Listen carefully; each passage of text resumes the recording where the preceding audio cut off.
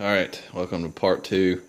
We didn't get time to tell you how to tune these things. We have our K5LA here. We've tuned the low D sharp on this one. Set the diaphragm. We're going to show you on the next one, the F sharp. So, real fast, we've got that one tuned and ready to go. We have a little amplifier set up here with our keyboard. I'll just tune these by ear. Notice the middle C is right here, and we are octave higher starting here, but we're going to start at the D sharp. And what you do is, we have our amplifier because it's a lot louder. Hear that white noise? Blow the horn, and then you just try to match it with the keys. So, and then once it matches, then you're good to go. Make sure that you be patient, as what I'm saying is, do not cut 2 inches off your pipe if you're a little bit high or low. Don't do that, because you'll just ruin a lot of them. It's, take a little bit off at a time, and just take your time and let this happen. So we're going to discuss a few other things for you. I'm going to give it over to my dad here. So. Okay, well, we just blew this horn on. You can see the regulator right there. It's set at 30 pounds, but when you crack the throttle, it'll drop back to about 25. That's what we tune at. With 5 bells, we tune at 25 pounds. That'll get us to about 125 pounds, equally shared with 1/8" hose with no overblow. And that's one of the reasons our first bell that we did overblew. We didn't have nowhere near enough pressure when we tuned the thing. All right, we're doing this in reverse. You see we have our bell already on there, and do wear ear protection. These things are extremely loud. You can see we had our stuff on. You don't want to do any hearing loss here. All right, I'm going to pull this off and show you the mark that we just put on there with the pencil. Okay, that tells us when we put this back on here how far to shove this back on to be just in tune. When we started on this chime, we started out with about 11-inch piece of pipe. And I don't know how long this is. Let me grab a tape measure real fast.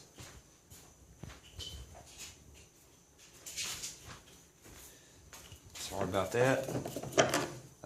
Now you can see we've cut back, and we're at all the way back to where the diaphragm is.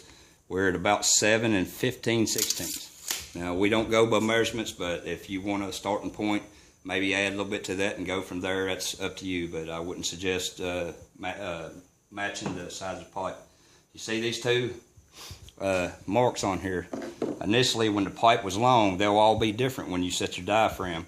So you just want to, we crank this back until we have raw air blowing through there. And we want it to say 10 pounds.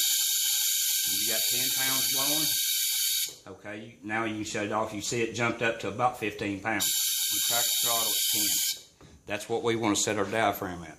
So we'll crack the throttle, screw this in, it starts making noise.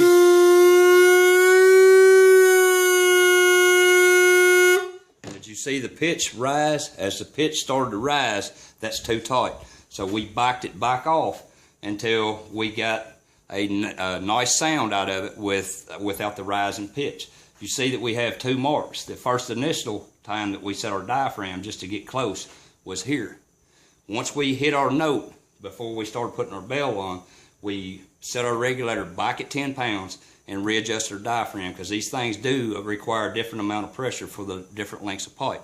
So once we reset the diaphragm, it went to this mark. Okay, so yeah, just keep that noted. All right, this one we haven't done anything. This is a raw pipe. You see we're starting out. It's the next one. You know it's going to be shorter than this one, but it's about 9 1/4. So what we'll do, we'll just switch our attachment over to the next bell. Just like this. Back this out of here.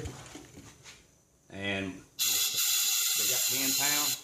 And we're going to do the same thing. Go up.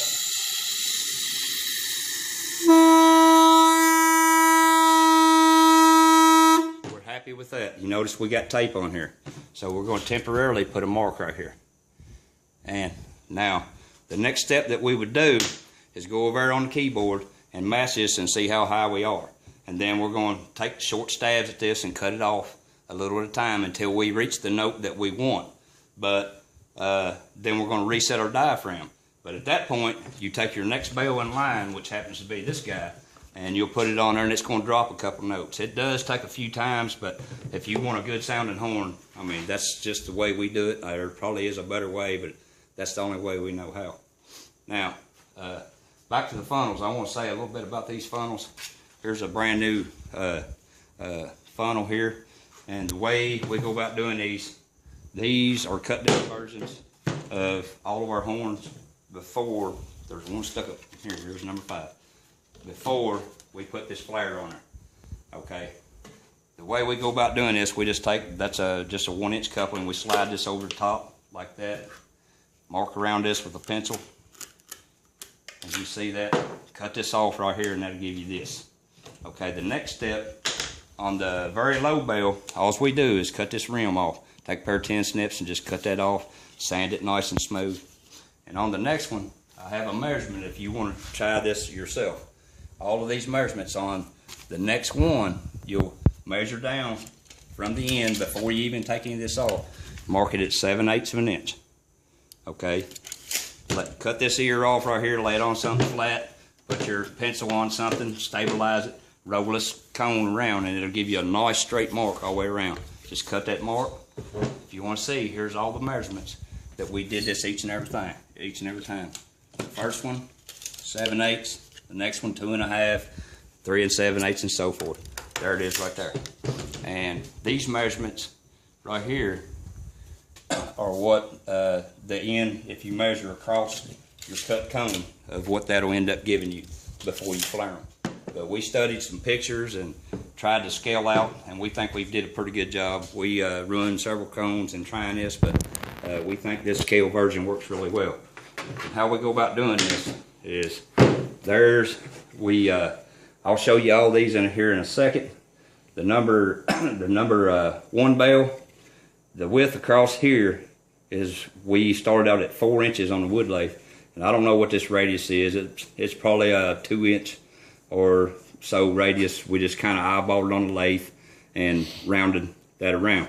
Okay, here's the cone when you start heating that and pushing. Now look at the size it is right now. Here's the finished one. When you get done pushing, there it is.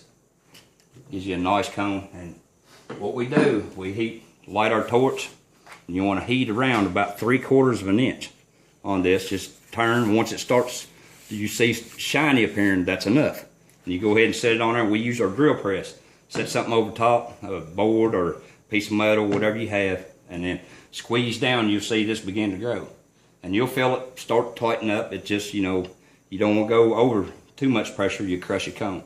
Then you come back and you heat a little bit more, roll it, and you go again. It takes about 3 or 4 times, but you can see that you can achieve that.